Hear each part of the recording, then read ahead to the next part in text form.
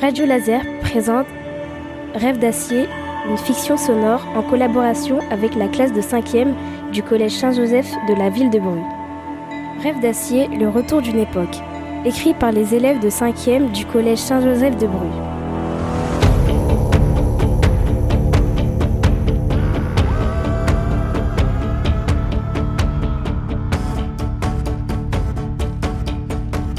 Uther ouvre lentement les yeux. Le cœur serré, il dévisage un instant sa femme. Françoise, ça va, hein? Je ne me sens pas très bien, Uther. Je sais, ma douce. Je pars à Rennes ce matin vous acheter de la bourrache et nous ramener quelques produits. Elle esquisse un frêle sourire qui disparaît aussitôt. Uther a l'impression d'être un glorieux sauveur, mais également un traître. Il n'a pas dit à sa femme que pour elle, il va vendre tout ce qu'il possède, le lait et leurs 10 poules. Elle refuserait, et Uther ne pourrait pas protester. C'est mieux ainsi pour tout le monde.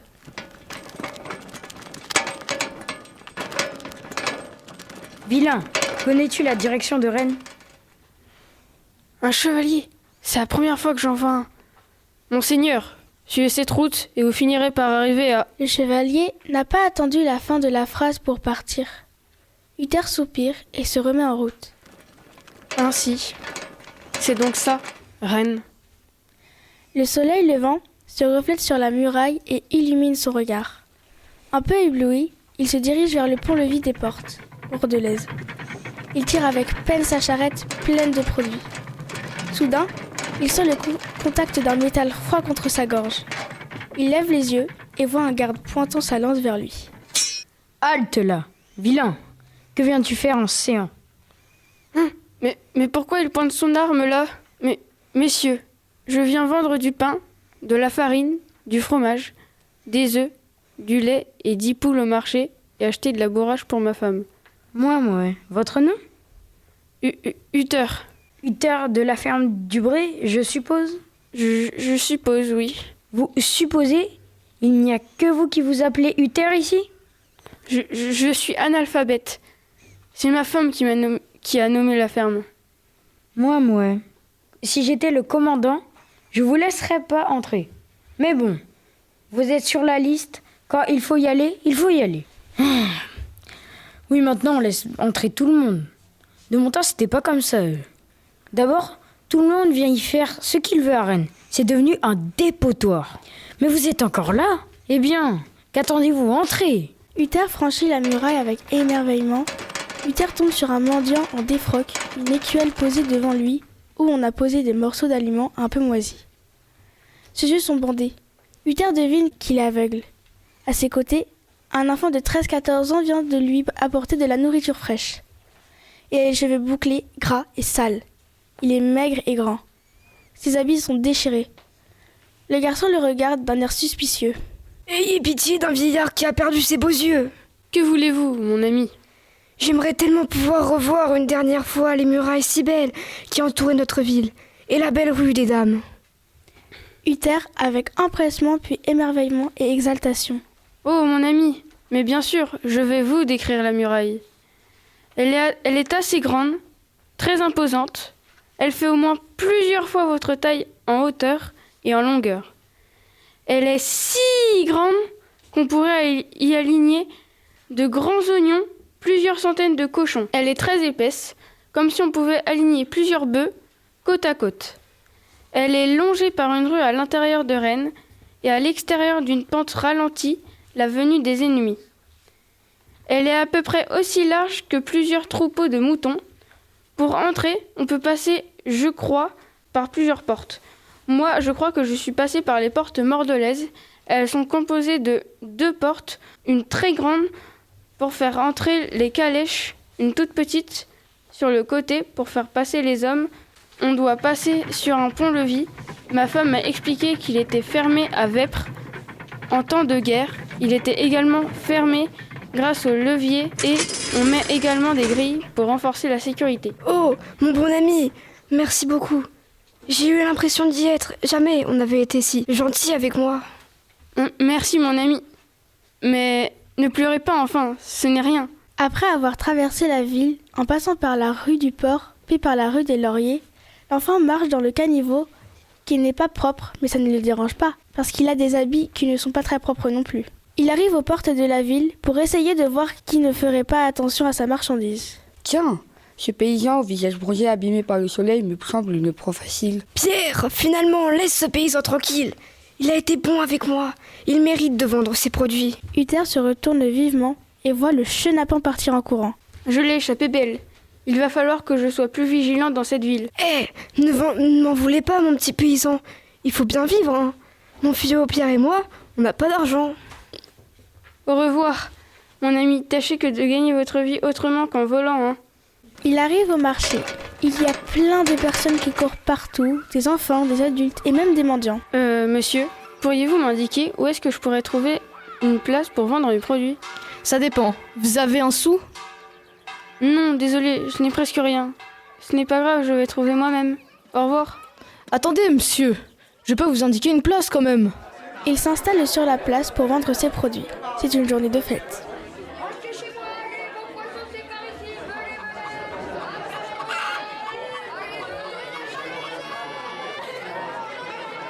J'ai des œufs, j'ai des poules, venez, on va très cher.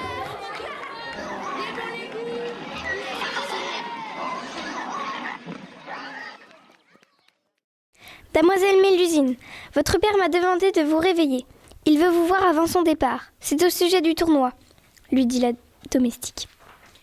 Bonjour Jeanne, quelles sont les nouvelles du jour? C'est le jour du grand tournoi des chevaliers. Oh, donne-moi une robe qui fait fête pour aujourd'hui. Jeanne aide Dame Mélusine à enfiler une magnifique robe. J'aime bien le velours vert et les manches bouffantes, ça ajoute un côté princesse. Vous avez raison, madame. Cette robe vous va à ravir. Merci Jeanne, va donc me porter mon petit déjeuner. Jeanne descend les escaliers, traverse la cour et arrive devant les cuisines. Là, une cuisinière lui tend le petit déjeuner de la dame. Bonjour.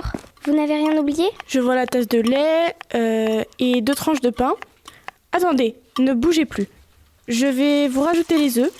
Je viens de les faire brouiller comme elle les aime. Je ne vous retarde pas plus, sinon son petit déjeuner va refroidir. Allez, dépêchez-vous. On frappe à la porte de la chambre de Dame et Mélusine. Madame, c'est Jeanne.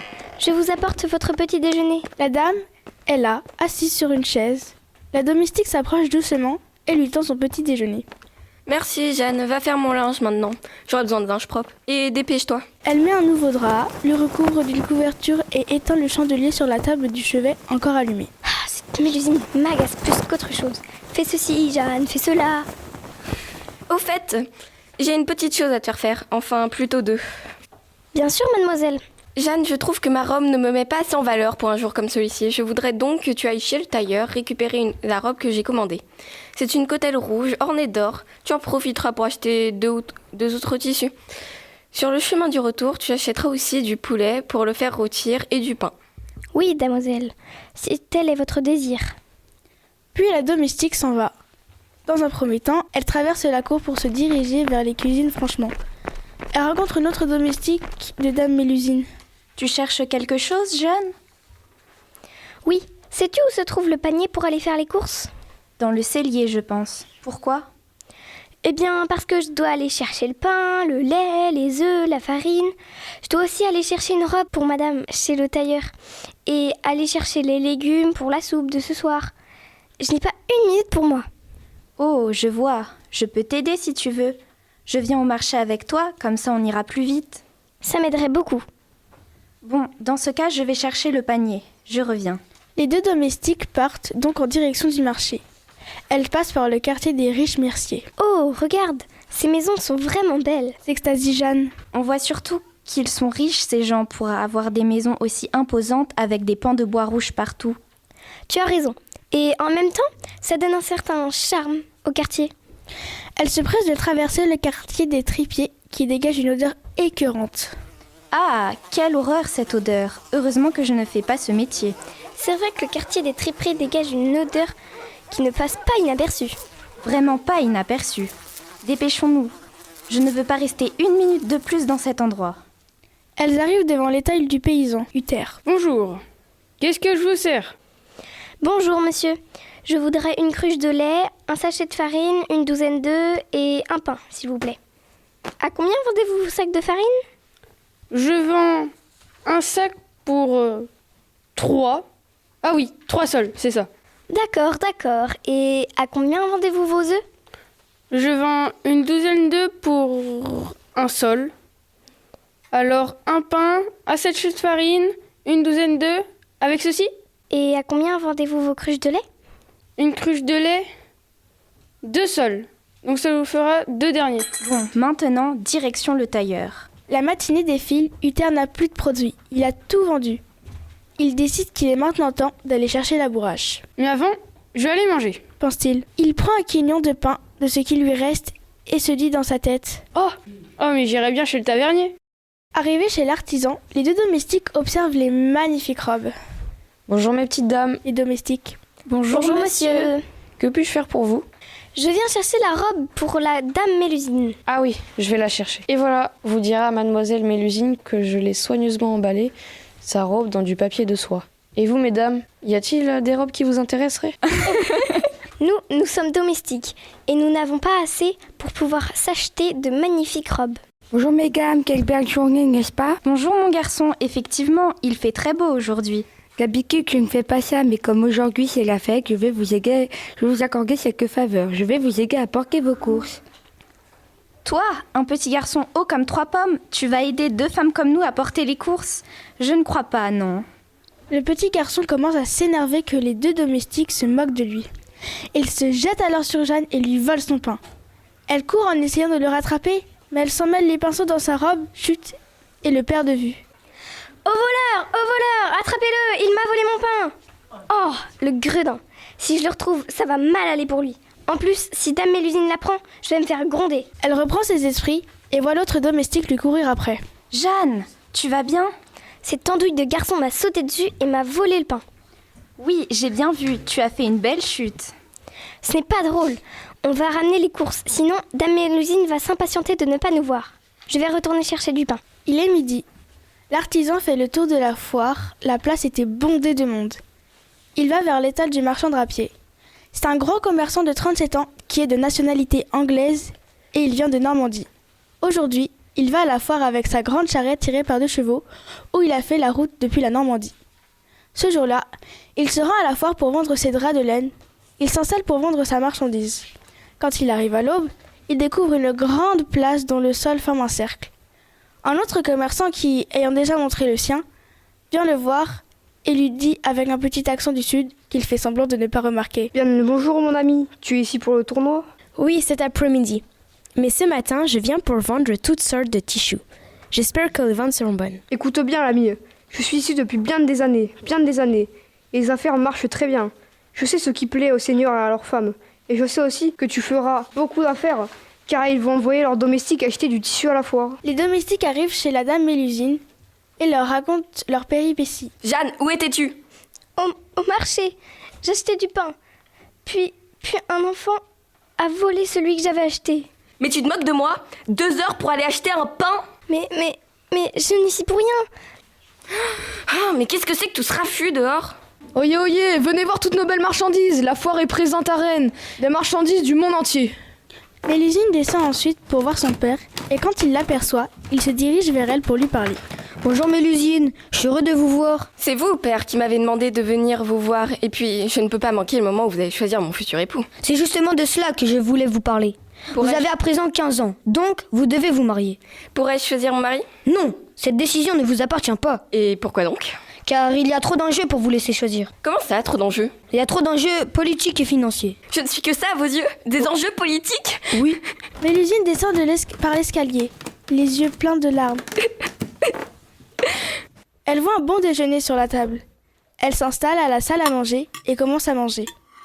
Sa domestique lui avait préparé un déjeuner constitué de lard, avec une tranche de cantal et une bouillie d'orge avec du miel pour y tremper son pain. La température vous convient, madame? Oui, c'est assez chaud. Bien, madame. Cela faisait longtemps que je n'avais pas mangé de bouillie d'orge avec des lardons et du cantal. Heureuse que ça vous plaise, madame. Je me suis appliquée pour que vous ayez un bon festin. Bien, Jeanne. Ne jette pas de fleurs non plus, quand même. Caillette, ce n'est qu'un repas. Maintenant, tu peux disposer. Je te rappellerai si jamais j'en ai besoin. Bien, madame. Bon appétit. Quelques instants après, Lubin, son petit frère, arrive et se met à table. Bonjour Mélusine, comment allez-vous en ce matin de tournoi? Bien, évidemment. J'ai hâte de voir les chevaliers mesurer leur force et leur agilité. Étant donné que Père ne souhaite pas que je vienne au tournoi, serait-il possible qu'à votre tour, vous me racontiez celui-ci ? Bien évidemment. Arrivée du marchand drapier. Le midi, le marchand drapier se rend dans l'auberge du Chat de Pitre, tenue par Bertrand Monnier, pas très loin des remparts de Rennes. L'enseigne est de forme rectangulaire en bois. Il y a une petite grappe de raisin gravée dessus. Il fait chaud dans la taverne. Et pour cause, elle est bondée. C'est une petite échoppe sombre, illuminée à la bougie. Les ajours ne sont pas assez grands pour laisser passer la lumière. Comment t'appelles-tu, mon ami? Je m'appelle Marcus. À qui ai-je l'honneur? Moi, je m'appelle Bertrand Monnier. Et c'est moi qui tiens cette auberge. Aujourd'hui, je peux vous proposer de l'omelette avec des champignons et du porc. Un autre client arrive dans la taverne. Qu'est-ce que vous prenez, mon petit monsieur? Je vais prendre du cidre. Ah, ça c'est mon petit monsieur. Sache que le vin n'est aujourd'hui qu'à 5 deniers pour les tournois. Oh! Eh bien, d'accord, monsieur. Alors mon petit monsieur, qu'est-ce que vous venez faire à Rennes? Pour les tournois, je suppose? Je viens acheter de la bourrache. De la bourrache? Mon petit monsieur, et à quoi peut-on servir de la bourrache à un petit paysan? Pour ma femme, qui est malade. J'ai un ami oublieur, il vend des petits pâtés chauds, on les appelle les oublis. Dites-lui que vous venez de ma part, de son vieil ami Bertrand. Il devrait vous en donner quelques-uns. Et bonne chance pour votre bourrache. Oh, merci mon sire. Et au revoir. Bonjour, moi c'est Robin Martin, ravi de faire votre connaissance. Enchanté, moi c'est Marcus. Je suis marchand drapier. Je suis commerçant d'origine anglaise. Je parcours l'Occident pour vendre mes tissus de qualité. Ah ça, je suis artisan tailleur. On pourrait peut-être faire affaire ensemble. Quel pays et ville avez-vous visité? Je me rends souvent à Bruges et à Troyes pour les foires. Est-ce que vous avez visité l'Espagne? Oui, bien sûr, c'est un pays magnifique. Avez-vous déjà vu des dromadaires et des éléphants? Ah, ça, non, je n'en ai jamais vu. Mais si vous voulez, j'ai acheté des tissus venant de loin. Je peux vous en fournir. Peut-être, mais ils coûtent combien? Il coûte 57 écus pour la toise. Ce n'est pas très cher. Je vais venir voir votre marchandise après le repas. Oui, avec grand plaisir. Après le repas, les deux hommes retournent à la foire. Le commerçant drapier et le tailleur sont sur leur stand. Voulez-vous voir aussi les draps de laine ou des langes comme du lin et du velours? Sinon, je peux vous proposer des motifs d'animaux brodés d'or. Je vais vous prendre un rouleau de drap de laine, s'il vous plaît. Voulez-vous ce rouleau-là ou celui d'à côté? Oui, je pense que celui-là sera assez pour les prochains mois. C'est un plaisir de faire affaire avec vous. L'enfant revient et tente de chaparder la bourse dans le stand du marchand drapier. Petit voyou, pourquoi tentes-tu à nouveau de voler ma bourse? Je n'ai pas compris que vous volez. Je t'ai pris la main dans le sac. Je vais appeler les gardes pour qu'ils s'occupent de toi. Garde! Garde! Qu'est-ce qui se passe? Petit, je vais te mettre au cachot. Le paysan arrive chez l'oublieur. Oh, mais c'est l'oublieur dont me parlait Bertrand. Hé, monsieur, je viens de la part de votre ami Bertrand. Il m'a dit que vous aurez des oublis gratuits pour moi. Ah ah, le vieux brigand, me faire donner des belles oublis gratuites. Mais bon, Bertrand, c'est Bertrand. Je vais vous faire une belle boîte d'assortiment. Cela vous remplumera un peu. Oh, mais 2 ou 3, cela me suffit, hein. Mais non, pas de bêtises, c'est jour de fête. Et voilà, mon ami, chaque oubli a un goût différent. Je vous laisse la surprise. Uther découvre avec ravissement les oublis au goût savoureux et mange comme jamais avant. Repu, il se dirige vers l'apothicaire, mais se perd en chemin. Il observe le paysage et trouve les rues originales mais magnifiques avec la couleur vive des bâtiments, les encorbellements en beau bois de chêne et leurs vitres opaques, les nombreuses échoppes des bourgs. La ville prend vie. Même si les rues sont étroites avec tous ces déchets, Rennes reste une ville magnifique. Il observe avec dégoût le fossé au milieu, où s'entassent des choses pourrissantes et noires de crasse. L'odeur insoutenable lui donne un haut le cœur. Une belle domestique passe devant lui de l'autre côté du fossé, les bras chargés d'étoffes luxueuses pour sa maîtresse. Madame, aurez-vous l'obligeance de m'indiquer la direction de l'apothicaire? Messire, l'échoppe se trouve à 2 rues d'ici. Tournez à gauche là-bas et vous y arriverez. Oh, et faites attention à votre tunique, qu'elle ne traîne pas par terre. Elle lui fait un clin d'œil et s'éloigne d'une démarche gracieuse. Il la regarde s'éloigner, un sourire rêveur aux lèvres. Arrivé devant l'échoppe plus volumineuse que les autres, il voit une femme sortir du magasin, un panier d'herbe à la main. Il entre en vitesse et s'arrête. Sur un mur se trouvent des rangées et des rangées de remèdes dans des fioles en verre joliment étiquetées. Sur un autre mur, Les tiroirs de couleurs se superposent, mais il n'a aucun moyen de savoir ce qu'ils contiennent. La boutique sent bon l'herbe fraîchement coupée et broyée. Bonjour, j'aimerais de la bourrage s'il vous plaît. Oui, je vous amène ça tout de suite. La Baclette se met au travail. Elle ouvre un tiroir coloré et en sort, à sa grande surprise, les feuilles rouges et vertes. Puis elle prend un bol en bois, met les feuilles dedans et les écrase. Elle ajoute un peu d'un sirop crémeux au ton orange. C'est du miel pour sucrer la bourrache, un peu amer et dur à avaler. Elle sort une fiole vide et verse le remède dedans. C'est devenu une sorte de liquide crémeux aux teintes rouges, vertes et jaunes. Votre épouse, là, elle doit tout boire d'un coup. Ces petits bains amers. Mais le miel cache le goût. Il ressort de la vieille échoppe en se dirigeant vers la rue qui mène au chemin du retour. Il croise un homme et lui demande « Monsieur, savez-vous où se trouvent les portes mordelaises ?» Oui, vous passez vers la rue de la Cordonnerie, puis vers l'hôtel de Chanteloup. L'artisan quitte son atelier pour se rendre en dehors de la ville. Il se dirige vers les lys, au pied des murailles. Il croise un homme qui lui demande « Excusez-moi, damoiseau, allez-vous au tournoi des chevaliers sur la place des lys ?»« Oui, je m'y rends justement. Voulez-vous que nous fassions le chemin ensemble ?»« D'accord, avec plaisir. Comment vous appelez-vous ?»« Je me nomme Artaud Coursini, et vous ?»« Robin Martin. Je suis artisan tailleur. Mon atelier se situe rue du Chapitre. J'y vais avec ma femme et mes 2 enfants. » Une fois arrivé, il entend, au niveau des lys, les gens en train de hurler si fort qu'ils se bouchent les oreilles. Que le tournoi commence!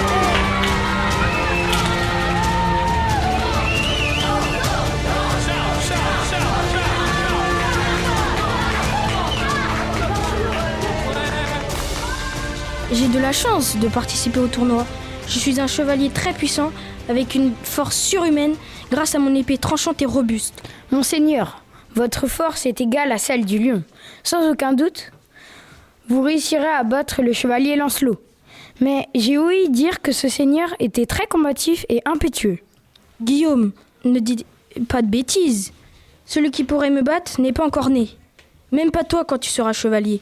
De son côté, le chevalier Lancelot arrive au niveau des lys. Son écuyer François. Seigneur Lancelot, je n'ai jamais vu de tournoi. Pouvez-vous me dire où il se déroule ? Tiens, regarde. Vois-tu ce grand espace entouré de barrières en bois ? Ce sont les lys. C'est impressionnant toute cette foule.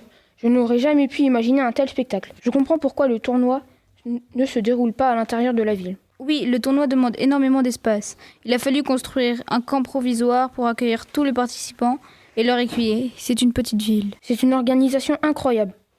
Qui sont tous ces gens qui se pressent devant les barrières en bois ? Les nobles arrivent tôt pour avoir les meilleures places. Ils s'installent en hauteur pour mieux voir les combats. Les dames bénéficient d'une installation plus confortable, abritée du soleil. Ce sont les échafauds. Que regardent tous ces badauds ? Tu vois tous ces marchands et ces jongleurs. Ils sont là pour gagner de l'argent et distraire les spectateurs en attendant leur joute. Les 2 chevaliers s'installent dans leur tente afin de se préparer. Prépare-moi mes affaires pour le tournoi. Rappelez-moi vos besoins. Je vais avoir besoin d'une pièce de renfort de cuir pour me protéger le torse. N'oublie pas mes genouillères et mes épaulières. Aurez-vous besoin de vos canons de bras ? Pas pour la première joute, mais donne-moi mes gants de cuir. Avec quelle arme combattrez-vous ? Prépare-moi mon épée et ma lance. Mort diable, voilà Charles. Tiens, regarde Guillaume, je te présente le seigneur Lancelot, futur perdant de notre joute. C'est fort drôle, seigneur Charles. Tu me diras pas la même chose quand ton écu goûtera de ma lance. On verra qu'il rigolera le plus quand tu mordras la poussière, et je vais éprouver une joie folle de remporter le tournoi. Avant chaque combat, Charles a un rituel. C'est prier à l'église. Il prie pour sa mère car elle est morte quand il était petit. Et c'est pour elle qu'il veut gagner ce tournoi. Mélusine et son père arrivent au lys et s'installent dans les échafauds. Cessons nos querelles. Tentons de passer un bon moment. Si tel est votre souhait. Regarde tous ces chevaliers. Ils se sont parés de leurs plus belles armures. En effet, quel chevalier vous semble le plus brave et le plus vaillant ? Charles. Oyez, oyez, braves gens, la ville de Rennes vous souhaite un agréable tournoi.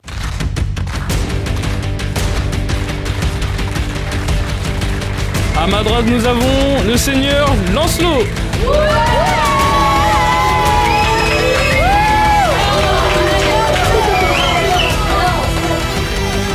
Et à ma gauche, nous avons Charles.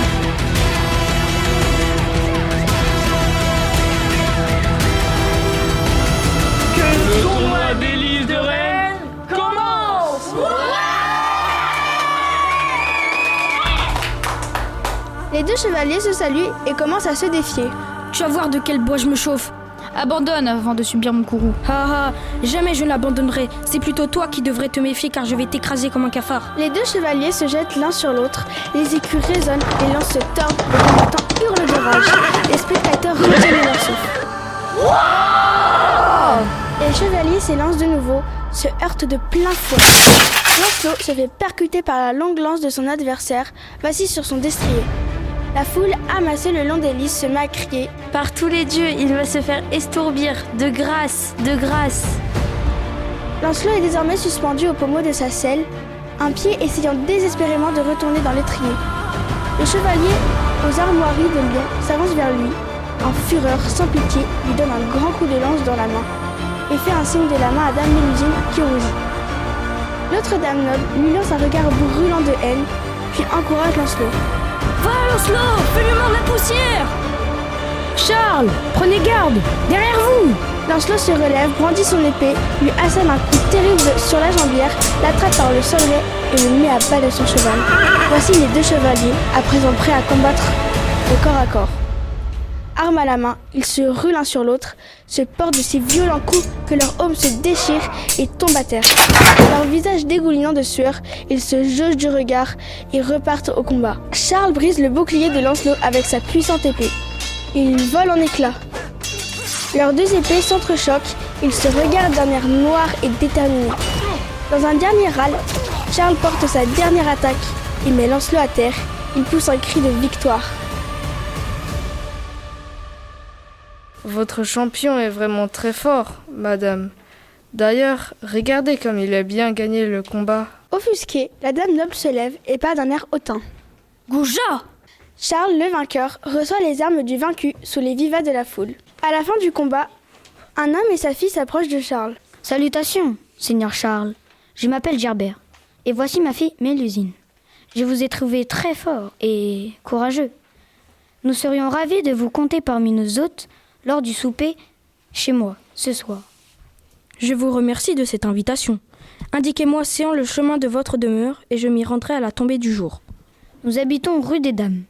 La grande maison rouge, proche de l'église, vous la reconnaîtrez grâce à ses somptueuses sculptures. Le soir, comme convenu, Charles s'installe avec la famille de Mélusine pour le repas. On leur sert le souper et ils commencent à le déguster. Je trouve que les champignons empâtés avec la sauce cameline sont exquis. Je pense tout comme. Je vous remercie, Sir Gerbert, de m'avoir invité à ce souper. Mélusine m'a conté votre combat. Il paraît que vous avez fait preuve d'une grande bravoure. Taisez-vous, Lubin. Vous n'étiez pas présent, vous n'y connaissez rien.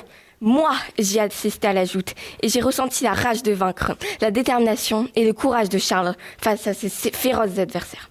Vous aussi, vous verrez, dans quelques années. À la fin du repas, Gerbert accompagne Charles à la porte de son logis. Ils se promettent de se revoir bientôt pour discuter de la possibilité des fiançailles. Charles retrouve son écuyer au lys. Je vais bientôt quitter cette ville de Rennes. J'ai un très beau souvenir et je reviendrai. Je reverrai Lancelot dans un avenir prochain car j'ai trouvé ce combat très difficile et fatigant.